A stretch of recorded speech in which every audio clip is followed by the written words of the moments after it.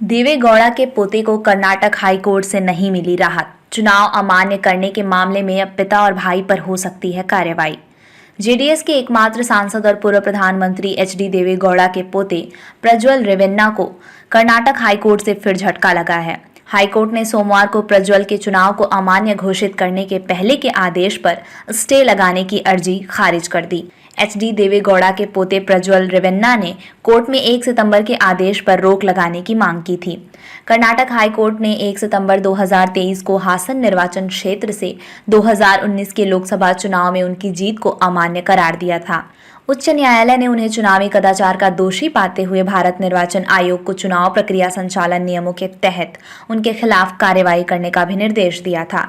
यही नहीं, हाईकोर्ट ने चुनाव आयोग को चुनावी कदाचार के लिए प्रज्वल के पिता एचडी रेवन्ना, विधायक और पूर्व मंत्री और भाई सूरज रेवन्ना एमएलसी के खिलाफ भी कार्रवाई करने का निर्देश दिया था। प्रज्वल ने छिपाई थी कई जानकारियां।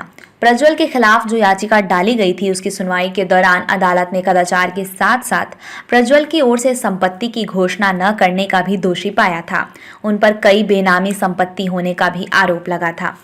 जिसने डाली थी याचिका वह अब जेडीएस में प्रज्वल रेवन्ना के चुनाव को चुनौती देने वाले 2 याचिकाकर्ताओं में से एक ए मंजू हैं। हालांकि उन्होंने रेवन्ना के स्टे वाली अपील का विरोध नहीं किया। 2019 में हुए लोकसभा चुनाव में मंजू बीजेपी के टिकट पर प्रज्वल के खिलाफ चुनाव लड़ी थी, पर अब वह जेडीएस में हैं और विधायक भी हैं। मंजू को इसलिए नहीं घोषित किया विजयी। प्रज्वल के चुनाव को अमान्य करार देने के बाद जब दूसरे नंबर पर रही प्रत्याशी मंजू को विजयी घोषित करने की बात सामने आई तो हाईकोर्ट ने इस अनुरोध को इसलिए खारिज कर दिया क्योंकि मंजू खुद भ्रष्ट आचरण से संलिप्त थीं।